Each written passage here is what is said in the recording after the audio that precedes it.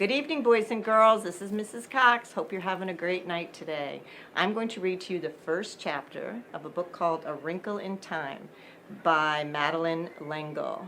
And if you have perfect attendance, you could win this book. Okay?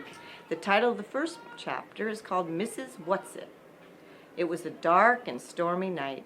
In her attic bedroom, Margaret Murray, wrapped in an old patchwork quilt, sat on the floor of her bed and watched the trees tossing in the frenzied lashing of the wind.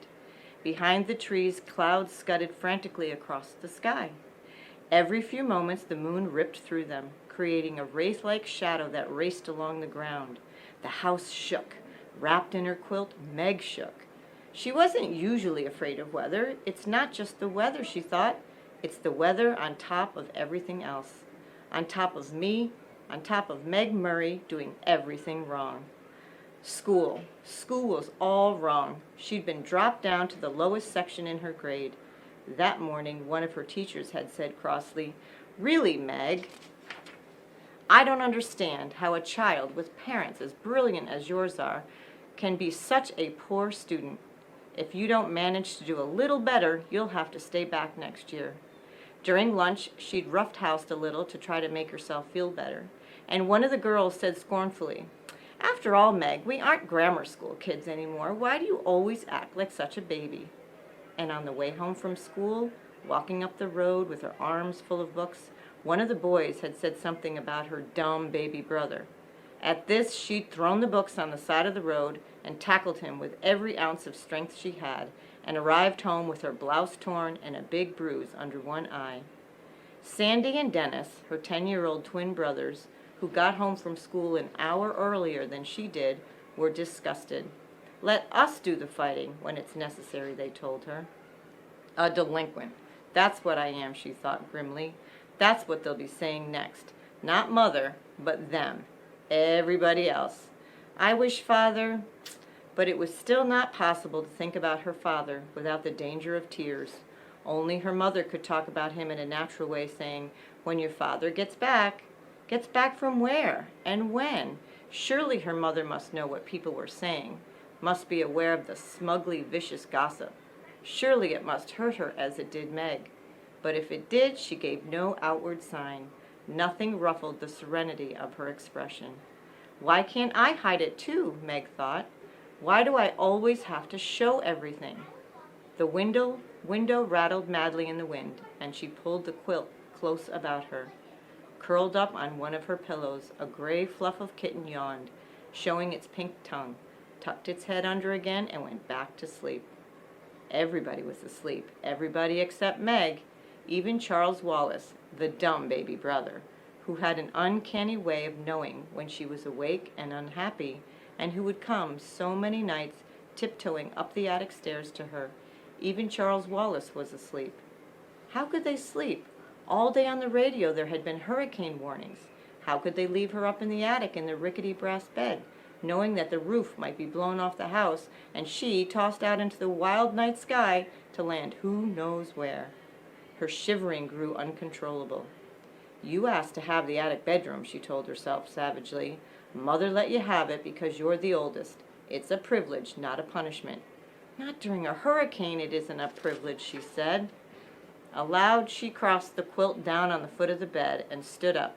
The kitchen stretched luxuriously and looked up at her with huge, innocent eyes. "Go back to sleep," Meg said. "Just be glad you're a kitten and not a monster like me." She looked at herself in the wardrobe mirror and made a horrible face, bearing a mouthful of teeth covered with braces. Automatically, she pushed her glasses into position, ran her fingers through her mouse-brown hair so that it stood wildly on end, and let out a sigh almost as noisy as the wind. The wide wooden floorboards were cold against her feet. Wind blew in the crevices about the window frame. In spite of the protection the storm sash was supposed to offer, she could hear wind howling in the chimneys. From all the way downstairs she could hear Fortinbras, the big black dog, starting to bark. He must be frightened too. What was he barking at? Fortinbras never barked without reason. Suddenly she remembered that when she had gone to the post office to pick up the mail, she'd heard about a tramp who was supposed to have stolen 12 sheets from Mrs. Buncombe, the constable's wife. They hadn't caught him, and maybe he was heading for the Murray's house right now, isolated on a back road as it was, and this time maybe he'd be after more than sheets. Meg hadn't paid much attention to the talk about the ramp at the time, because the postmistress, with a sugary smile, had asked if she'd heard from her father lately. She left her little room and made her way through the shadows of the main attic, bumping against the ping-pong table. Now I'll have a bruise on my hip on top of everything else, she thought. Next, she walked into her old doll's house, Charles Wallace's rocking horse, the twins' electric trains. Why must everything happen to me? She demanded of a large teddy bear. At the foot of the attic stairs, she stood still and listened. Not a sound from Charles Wallace's room on the right. On the left, in her parents' room, not a rustle from her mother sleeping alone in the great double bed. She tiptoed down the hall and into the twins' room, pushing again at her glasses, as though they could help her to see better in the dark. Dennis was snoring. Sandy murmured something about baseball and subsided. The twins didn't have any problems. They weren't great students, but they weren't bad ones either. They were perfectly content with a succession of B's and an occasional A or C. They were strong and fast runners and good at games.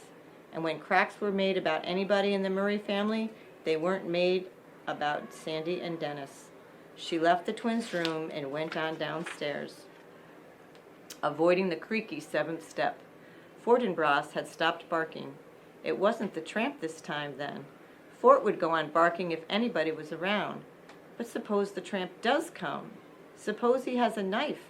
Nobody lives near enough to hear if we screamed and screamed and screamed. Nobody care anyhow. I'll make myself some cocoa, she decided. That'll cheer me up, and if the roof blows off, at least I won't go with it. In the kitchen, a light was already on, and Charles Wallace was sitting at the table drinking milk and eating bread and jam. He looked very small and vulnerable sitting there alone in the big old-fashioned kitchen, a blond little boy in faded blue Dr. Denton's, his feet swinging a good 6 inches above the floor. "Hi," he said cheerfully. "I've been waiting for you."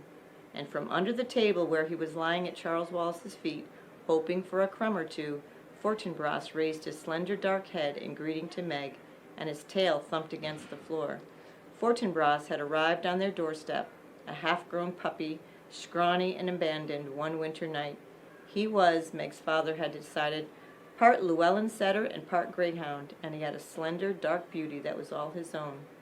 "Why didn't you come up to the attic?" Meg asked her brother, speaking as though he were at least her own age. "I've been scared stiff." "Too windy up in that attic of yours," the little boy said. "I knew you'd be down. I put some milk on the stove for you. It ought to be hot by now." How did Charles Wallace always know about her? How could he always tell? He never knew or seemed to care what Dennis or Sandy were thinking. It was his mother's mind and Meg's that he probed with frequent accuracy. Was it because people were a little afraid of him that they whispered about the Murray's youngest child, who was rumored to be not quite bright? "I've heard that clever people often have subnormal children," Meg had once overheard. The two boys seemed to be nice, regular children, but that unattractive girl and the baby boy certainly aren't all there. It was true that Charles Wallace seldom spoke when anybody was around, so that many people thought he'd never learn to talk, and it was true that he hadn't talked at all until he was almost 4. Meg would turn white with fury when people looked at him and clucked, shaking their heads sadly. "Don't worry about Charles Wallace, Meg," her father had once told her.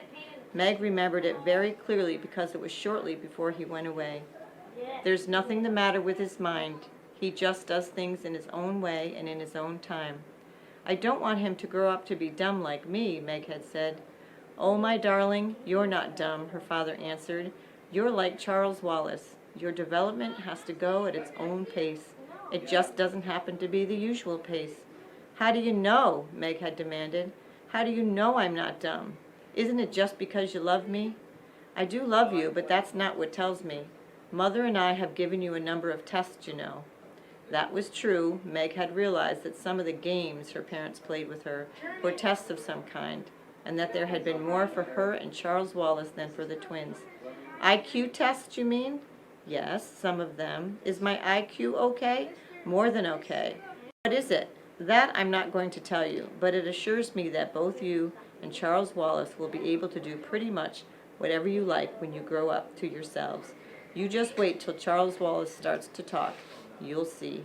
And how right he had been about that, though he himself had left before Charles Wallace began to speak suddenly with none of the usual baby preliminaries, using entire sentences. How proud he would have been.